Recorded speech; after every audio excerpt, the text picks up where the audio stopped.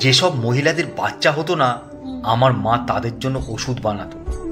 কিন্তু একটা আশ্চর্যকর বিষয় হলো, ওই মহিলাদের যে ঘরে আমার মা নিয়ে যেত, সেই ঘরে মা কাউকেই যেতে দিত না।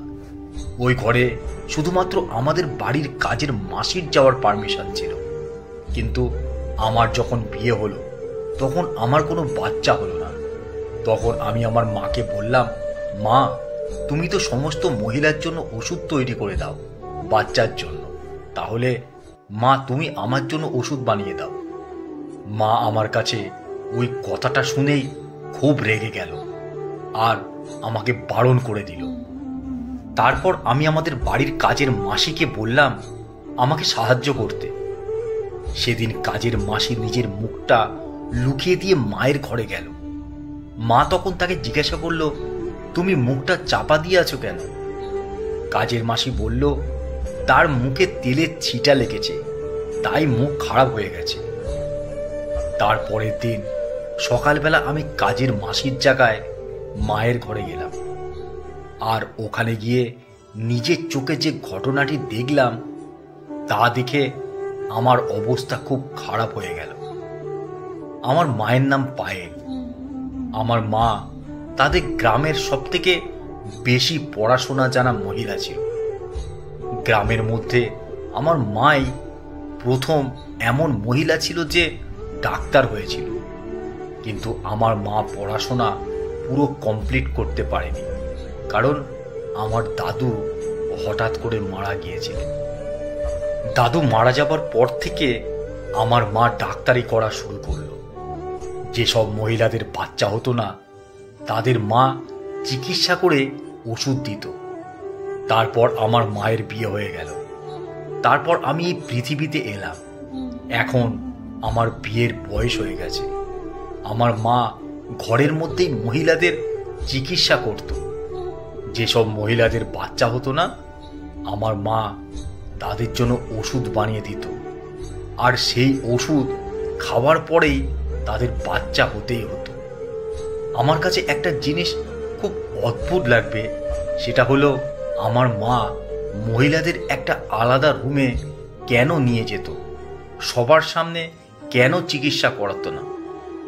আমার 16 বছর বয়স হয়ে গেল, কিন্তু আমি এখনো পর্যন্ত মায়ের ওই রুমে গিয়ে একবারের জন্য দেখতে পারিনি রুমের ভিতরে কি আছে, কারণ ওই রুমে মা কাজের মাসি ছাড়া আর কাউকেই তো যেতে দিত না। আর একটা ঘটনা আমাকে খুব অদ্ভুত লাগতো। যেসব মহিলারা ওই রুমে ঢুকতো, তার কিছুক্ষণ পর থেকেই ওই রুম থেকে চিৎকারের আওয়াজ আসতো।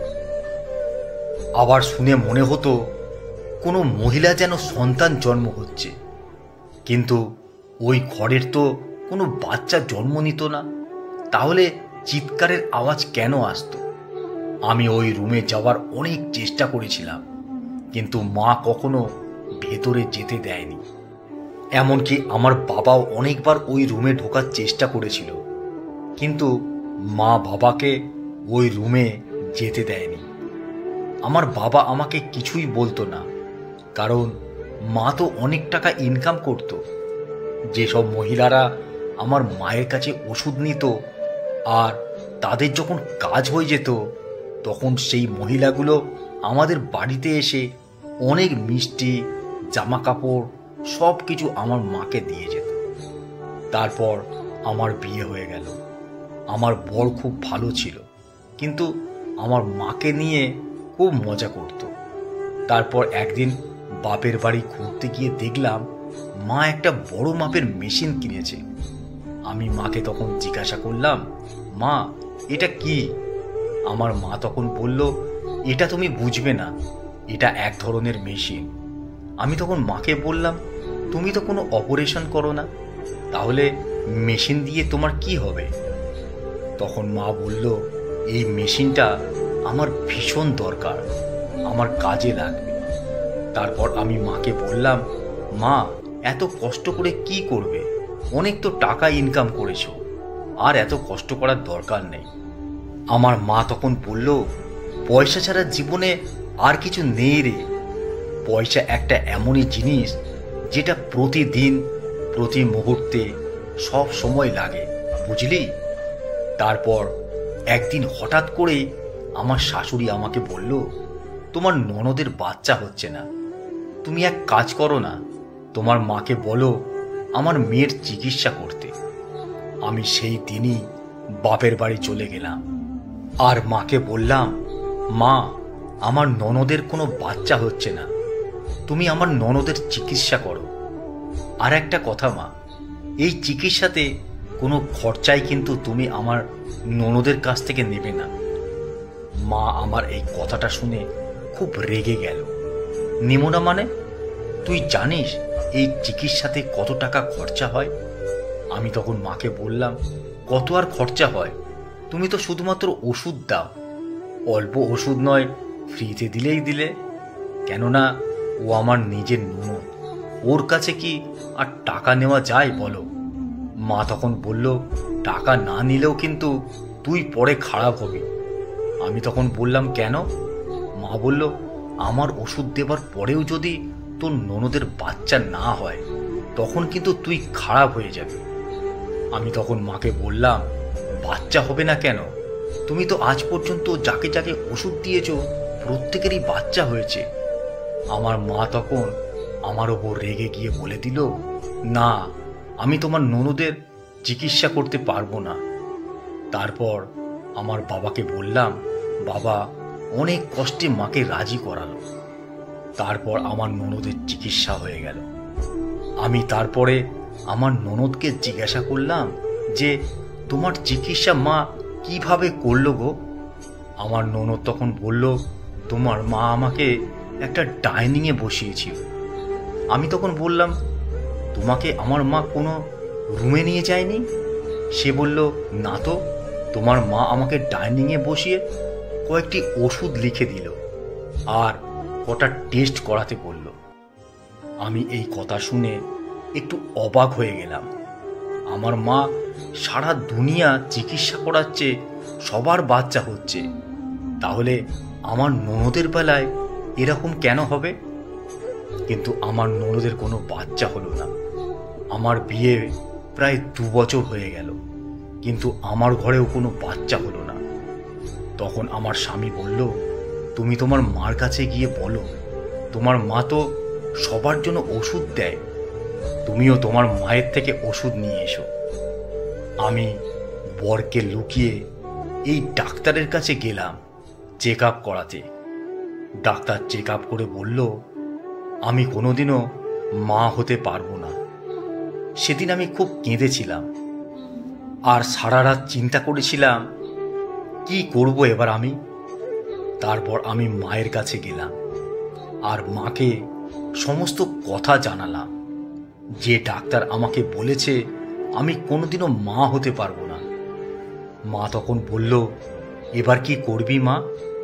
এটা তো বড় সমস্যা। আমি তখন বললাম, কিসের সমস্যা?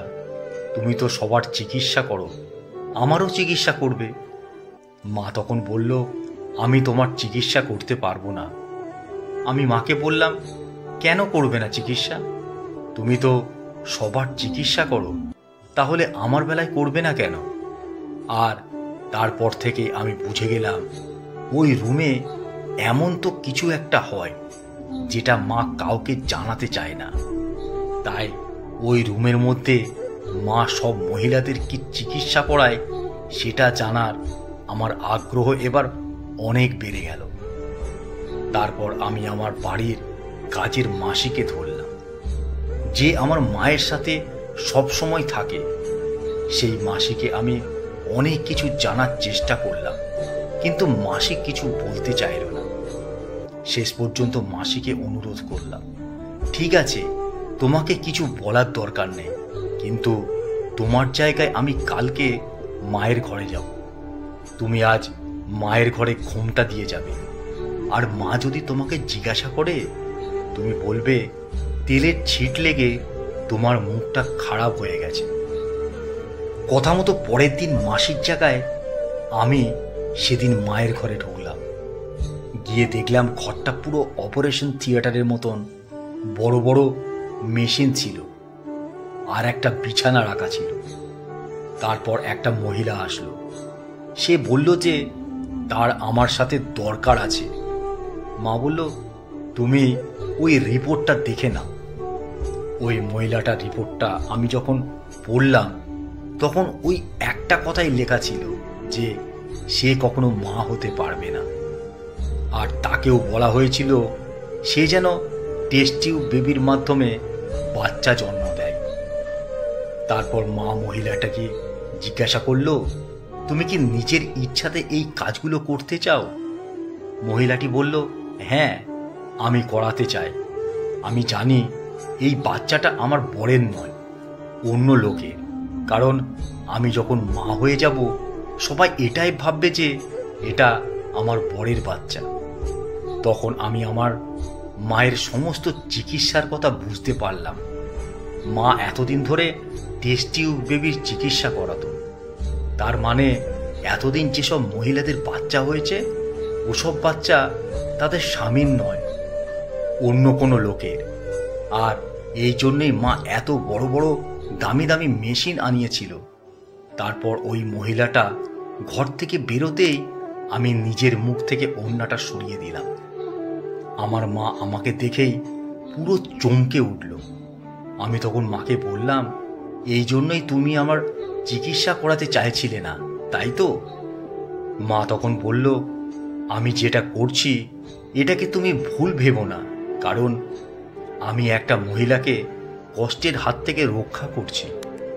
আর আমার কাছে যারা এতদিন চিকিৎসা করে এসেছে আমি সবাইকেই বলে দিয়েছিলাম যে এই বাচ্চা কিন্তু তার স্বামীর নয়, অন্য কারোর। তখন আমি মাকে বললাম, আমি জানি না মা, তুমি ঠিক করছো না ভুল করছো। তোমার কাজের মাসি আর তোমার কাছে কাজ করবে না, সে যাওয়ার আগে বলে দিয়ে চলে গেছে। তারপর আমার মা এই কাজটা করা বন্ধ করে দিল। আর একটা কথা, ভগবান যদি চায় আমি একদিন না একদিন ঠিক মা হব, আর আপনারাও আমাকে একটু আশীর্বাদ করবেন।